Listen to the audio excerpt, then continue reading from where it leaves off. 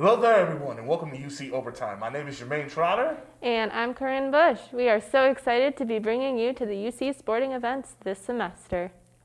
Wednesday made for a tight battle for the women's soccer team as they went up against Empire 8 competitor St. John Fisher College. Utica started strong in the first half, keeping the ball on St. John Fisher's side for the most part, but just under 20 minutes in, a score was made by Cardinals forward. Utica responded, tying the score at 8.5 minutes after the Cardinals' goal from Kayla Mochek.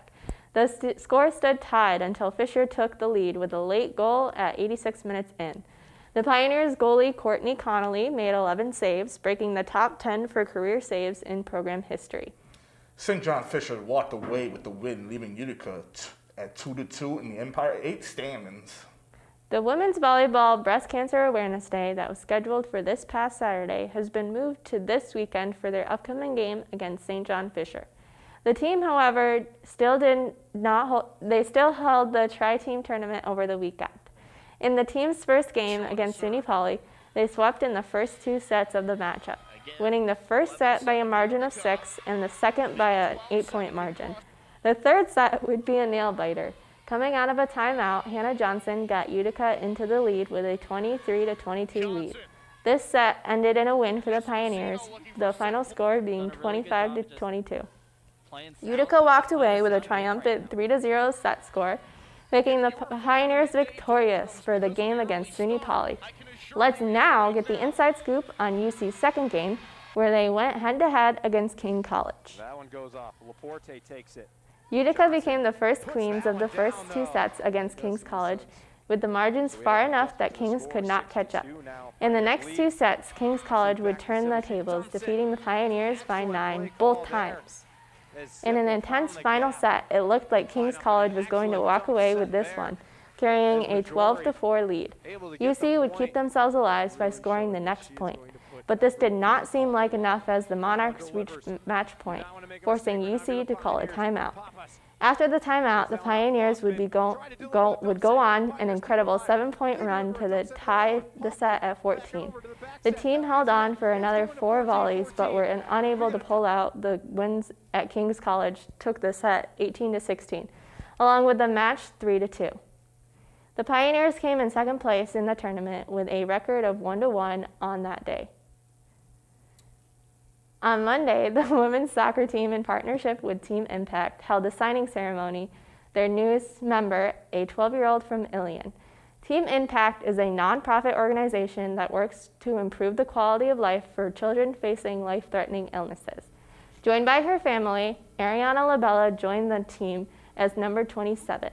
Let's take a look at the signing ceremony. I would like to welcome everyone here today to the Hutton Sports Dome.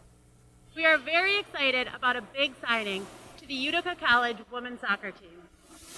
We have recruited an outstanding young woman to help propel our program to the next level. We are thrilled to have joined forces with Team Impact, a national organization that helps pair kids with chronic and serious illnesses to college athletic teams across the country. Our team has done a tremendous job helping Anna feel a part of the Utica College women's soccer team throughout COVID with Zoom calls, messaging, and social media. We are very excited to announce the newest member of the Utica College women's soccer team, Ariana Labella.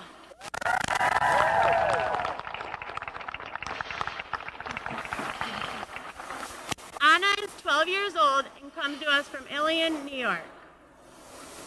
We are so excited to have you join us, Anna. How do you feel? Excited. Are you? We're so excited. Me too. So is Carter. We're so excited to have you join our family.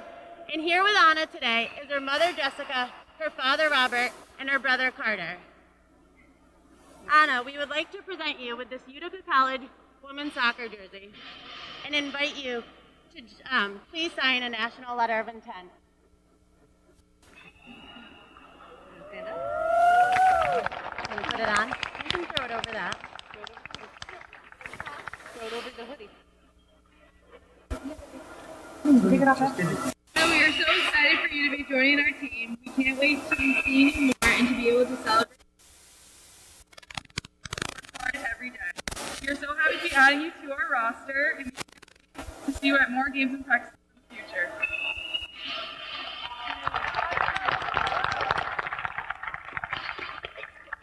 We'd like to thank everyone for coming today, especially the girls on the team and you and your family. We're so excited to have you join us.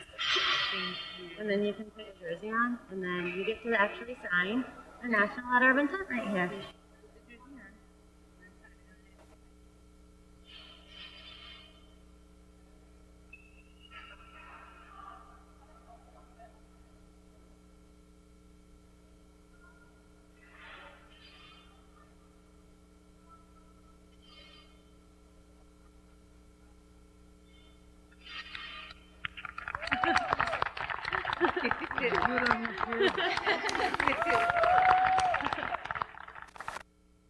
You gotta sign your letter. And you get to sign.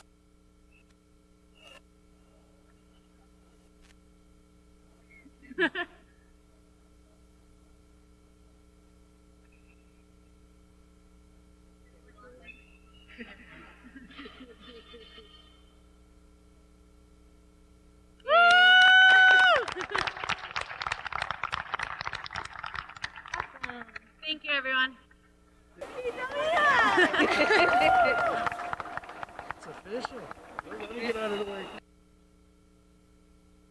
It's long. It's a long journey. With honest type of cancer, Ewing sarcoma, it's a lot of hospital stays, a lot of, chemotherapy. It's extensive. It's, not one chemo once a month like a lot of them. It's, very strenuous on her. So having the girls to give her, someone to talk to that's not nurses or adults and doctors, mom and dad, it's great for her because it's, she feels free to open up and have fun and be a kid and talk about whatever kids talk about. So it's amazing for her, because she does spend a lot of time going through this in hospitals, around nurses, and away from her normal friends, because she has to be very, especially with the whole COVID on top of it, she's got to be very isolated. And it gives her someone to talk to and have fun and play games or whatever they do. Definitely. And Sorry, these- go ahead. I'm sorry, go ahead. These girls play a huge impact, all of them. I mean, you guys might not notice it, but she looks forward to all the Zoom calls and the snaps and all the conversations, and it plays a huge factor. When you're down and then you have somebody help and build you up, I mean, girls are amazing for what you do. It lifts her spirits, definitely. Yes, amen. I would say probably it would be like now because, they're back on the field, they're back playing games.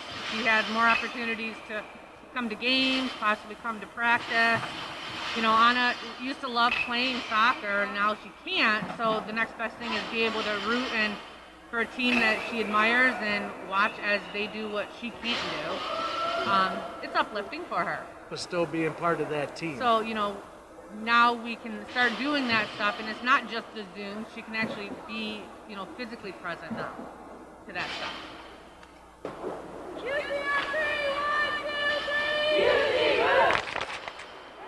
Congratulations, Ariana. Ariana will be joining the Pioneers for practices and will also be with the team before and after games. Alrighty, your UC Pioneers men's soccer team is on a 2-win winning streak headed into their matchup against Kuka College. The last time these two teams matched up was over 10 years ago, and the outcome was a 3-2 Pioneers victory. The game is set to take place on Wednesday, October 20th at 7 p.m.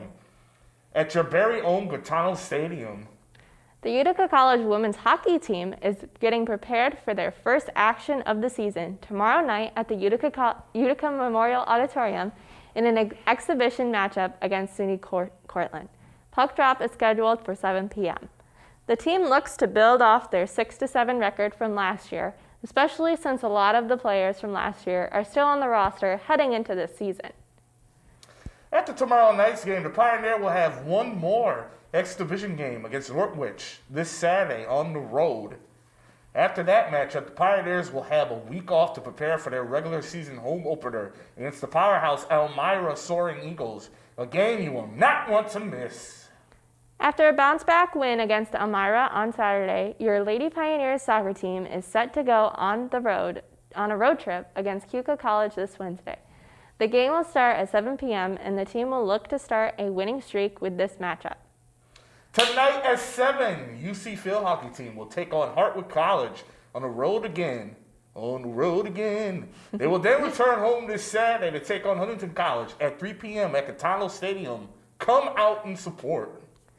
The women's volleyball team will be back in action also this Friday on the road against Nazareth College at 7 p.m. They will then return home to battle St. John Fisher at the Clark Athletic Center at 5 p.m. You do not want to miss it. Saturday night, the men's hockey team will play SUNY Cortland. Puck drop is at 7 p.m. The game is in Amerisuits jersey night. Fans can bid on their favorite player's jersey. The auction begins at $95 and ends at $300.